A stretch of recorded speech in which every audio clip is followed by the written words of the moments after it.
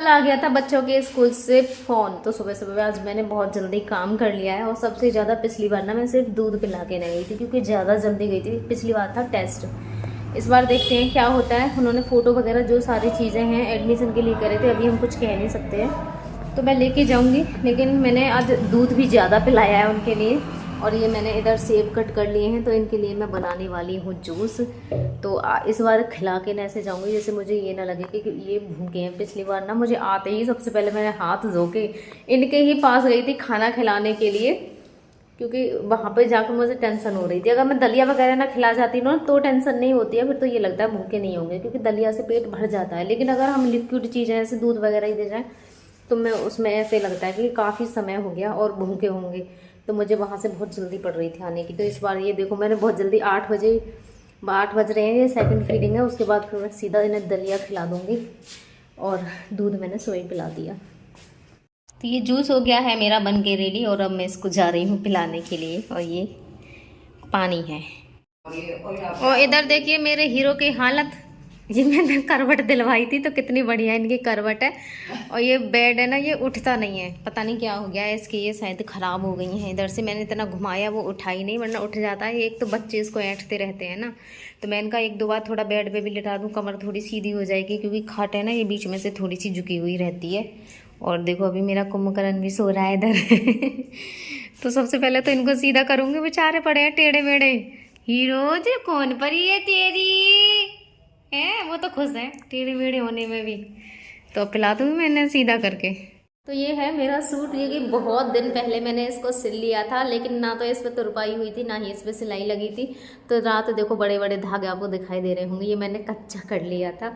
अब ये है कि पूरे पे इस पर सिलाई लगा दूँगी तो जल्दी लग जाएगी। और इसी को मैं पहन के जाने वाली हूँ। ये बहुत दिन का है, मुझे प्रमोशन के लिए ही आया था ये वाला सूट। तो आज मैं इसको पहनने वाली हूँ, लेकिन पहले तैयार कर लूँ जल्दी जल्दी। वैसे खुद पे काम आने से एक बहुत बड़ा फ़ायदा भी होता है। जब हमें कोई चीज़ आती है ना तो तुरंत मशीन रखो और बैठ जाओ। जैसे मुझे सिलाई आती है तो मैंने मशीन रख ली और सिलने बैठ गई मैं, क्योंकि मुझे ये तुरंत पहन के जाना है। और बहुत बार तो मैंने ऐसे भी किया है कि रात में ही अपने सूट की कटिंग करके रात में ही सिल के और सुबह को मैंने पहना है।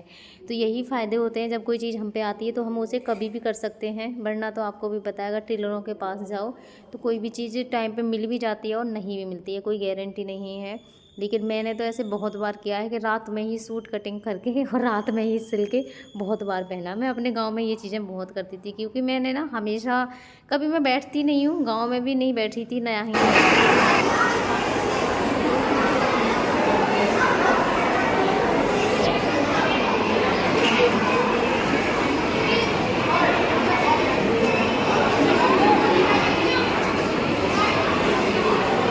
प्रिंसू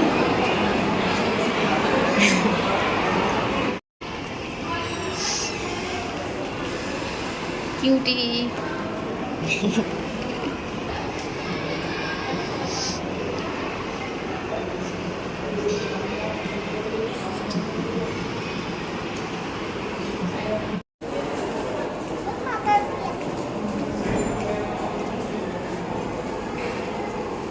यहाँ पे ड्राम बॉक्स भी और वैसे भी सारी चीजें मिलेंगी। सुंदर सा ड्राम बॉक्स। कहाँ ड्राम बॉक्स? मैं भी लूंगा ड्राम बॉक्स।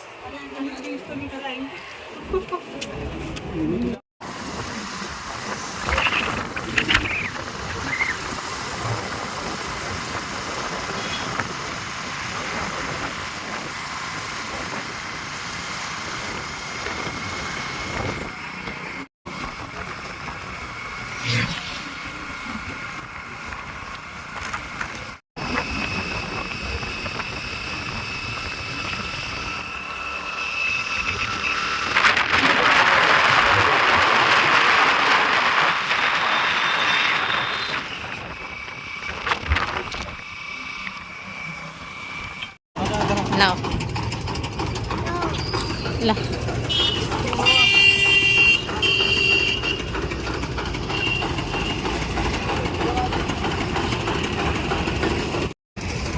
चले आपस में गए बेटी, हम आपस में तो गए। हाँ इसी बस में गई, बैठ जा बेटा। आज लाए, आज ही सगरे आम खत्म।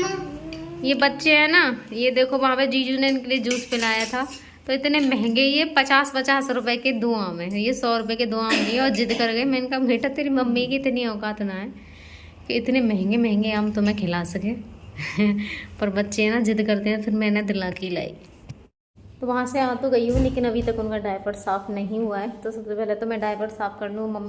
दादी कह रही थी कि मतलब उन्होंने डायपर ऐसे खींच लिया होगा तो हाथ वगैरह गंदे कर लिए, और दादी ने भी मेरी चुन्नी से ही सब कुछ पोंछ दिया। मैंने कहा दादी आपने तो मेरे लिए और ज़्यादा भी काम बढ़ा दिया, तो साफ़ करूँगी पूरा, ऐसे ही पड़ेगा चुप। मैंने कहा खांसी वासी नहीं आई उनके लिए, ठसा वसा, तो कह रही थी ना ठसा तो नहीं आया, आराम से जब से सो ही रहे थे और अब भी सो रहे हैं। ये देखो अरे झूले ठचा ना आया, मेरे बिल्कुल ना आया। हम भाई कफ्ता बिल्कुल भी ना आए, छाप कर दूँ मैं, बदबू है रही है मेरे में, अन्नू अन्नू बदबू आ गई है, बदबू आ गई है, तो मैं कर दूँगा मैंने जल्दी से साफ़। तो दादी के पैरों में ना तलवों में ऐसे दर्द सा हो रहा था, तो दादी मुझसे कह रही थी कि तू मेरे पैरों में तेल और पानी मिला के मसाज कर दे मेरे पैरों में। तो मैंने यहाँ पे तेल पानी लिया और दादी के पैरों में थोड़ी सी देर मसाज की तलवों में। ये कह रही थी आग सी निकल रही है और मुझे नींद नहीं आ रही है। तो रात के 10:30 बज रहे थे और मैंने दादी को किया मसाज। और मेरे बच्चे आज दिन में सो लिए थे, दोनों स्कूल से आए थे, तो मैंने उनको लेटा दिया था, क्योंकि मेरी भी कंडीशन बहुत ख़राब थी कल। मेरी आज भी ख़राब है, मेरे पेट ख़राब हो रहा है बहुत ज़्यादा, बुखार भी था, बुखार की दवाई ले ली थी। तो मैं जब बुखार तो ठीक हो गया, लेकिन पेट मेरा अभी भी ठीक नहीं है बिल्कुल भी। तो मेरे बच्चे दिन में सो लिए थे ना, तो उनको भी नींद नहीं आ रही थी। इधर दादी के पैरों में बेचैनी थी, तो मैंने कहा लाओ मैं आपकी कुछ देर मसाज कर दूँगी, जिससे कि आपको भी नींद आ जाएगी आराम से। और दादी बताए अपनी सारी कहानी बैठी बैठी मुझे बताती रहती हैं कि उनके साथ क्या हुआ क्या नहीं हुआ। बहुत ज़्यादा परेशान होती हैं, बहुत ज़्यादा दुखी होती हैं। किसी दिन मैं आपको बताऊँगी कि देखो दादी के साथ भी बहुत सारी ऐसी घटनाएं हुई हैं। जब बाबा थे ना, और बाबा को ख़त्म हुए कम से कम 40-50 साल हो गए हैं। दादी भी भरी जवानी में विधवा हो गई थी, और जब से वो ऐसे रह रही हैं। फ़र्क इतना है वैसे हाँ कि उनके बच्चे बड़े बड़े थे, शादी भी हो गई थी 2-3 बच्चों की, शायद 3 बच्चों की शादी हो गई थी, बाकी की नहीं हुई थी, लेकिन बहुत समय हो गया। और अम्मा की उम्र भी बहुत ज़्यादा है। वो तो अम्मा पता है बहुत सारे नियमों के साथ रहती हैं जो हम भी नहीं कर सकते। आज के टाइम में भी अम्मा एक्सरसाइज करती हैं सुबह को उठ के, और घूमने भी जाती हैं। तो वही सारी चीज़ें वो बताती हैं, क्योंकि दुख तो अम्मा ने भी बहुत ज़्यादा देखे हैं और परेशानी भी होती है। वो तो अम्मा पता है स्वभाव की थोड़ी सी बोलते हैं ना स्ट्रिक्ट जो होते हैं, इस टाइप की हैं।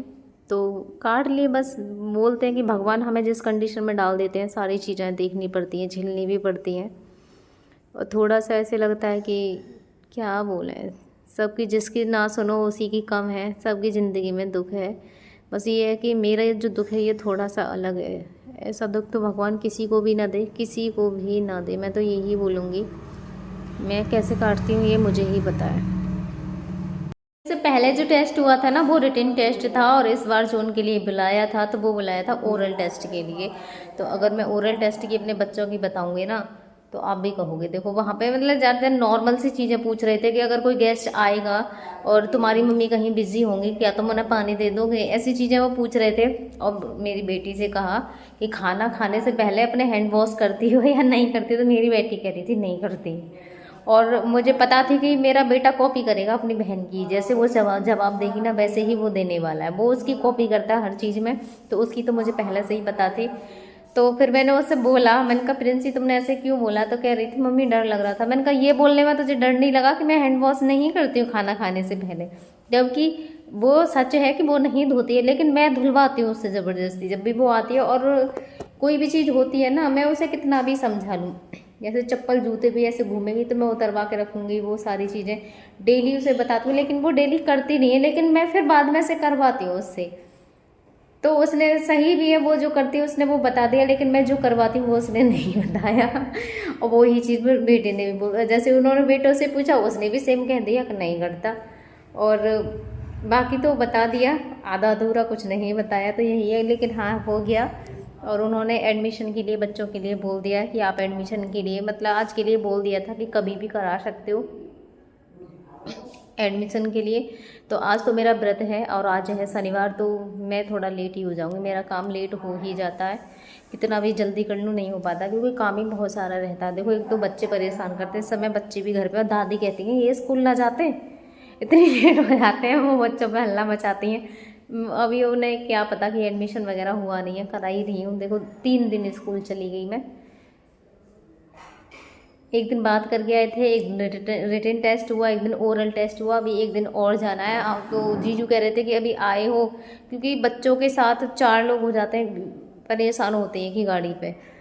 तो उन्होंने बोला था कि ड्रेस भी ले लो, बच्चे साथ में भी हैं, साइज़ भी हो जाएगा। ऐसे होगा कि एडमिशन फिर उनके बिना करवा जाएंगे, लेकिन ड्रेस मिली नहीं। उन्होंने 3-4 दिन बाद के लिए बोल दिया कि 3-4 दिन बाद लेके जाना, इनकी अभी ड्रेस है नहीं है यहाँ पे। तो देखते हैं। बाकी देखो एडमिशन के लिए उन्होंने बोल दिया है। अब एडमिशन कभी भी हम करा सकते हैं। तो बस आप सबकी दुआ और आशीर्वाद है, इसी तरीके से इस बहन पे बनाए रखना, सपोर्ट अपना बिल्कुल छोड़ना मत, क्योंकि मैं जो भी है आप सबके भरोसे ही है। मैंने आपको शुरू से बोला है, जो चीज़ें मैं पढ़ा भी रही हूँ ना, तो आप सबके ही उस पर पढ़ा रही हूँ। आप सभी मेरा माध्यम हो और आप सबके सपोर्ट से ही मैं सारी चीज़ें करती हूँ। ये चीज़ें मैं हमेशा बोलती। एक दीदी ने मुझे कमेंट बोला है, मैंने बोला था ना कि हम 5 बहन भाई हैं, 5 बहन भाइयों में सबसे ज़्यादा ख़राब स्थिति मेरी ही है। मैंने ऐसे बोला तो उन्होंने कहा कि तुमसे भी बहुत ख़राब। वो सही भी कह रही थी। तो ये चीज़ है, लेकिन मतलब मैं अपने 5 बहन भाइयों के उसमें मैं कह रही थी मेरी स्थिति बहुत ज़्यादा ख़राब हो जाती। मुझे भी नहीं आता कि मैं ये सोचती हूँ कि अगर मैं सोशल साइड पे नहीं आती तो मेरा क्या होता। यहाँ से मैंने सारी चीज़ें मैनेज कर ली, अपना सब कुछ ठीक कर लिया। आप सबके भरोसे बच्चों को भी पढ़ा रही हूँ और पढ़ भी जाएंगे। मुझे लगता है कि आप सब बहुत अच्छे हो, मुझे सपोर्ट करते हो और हमेशा इसी तरीके से करते भी रहोगे, क्योंकि आपके ही भरोसे है सारी चीज़ें। तो यहाँ तक मैं अपनी नैया पार लगा लूँगी। ठीक है, तो मेरे हस्बैंड भी ठीक हो जाएंगे और मेरे बच्चे भी पढ़ जाएंगे। तो धन्यवाद मेरे सभी बहन भाइयों के लिए। जय श्री कृष्णा, राधे राधे।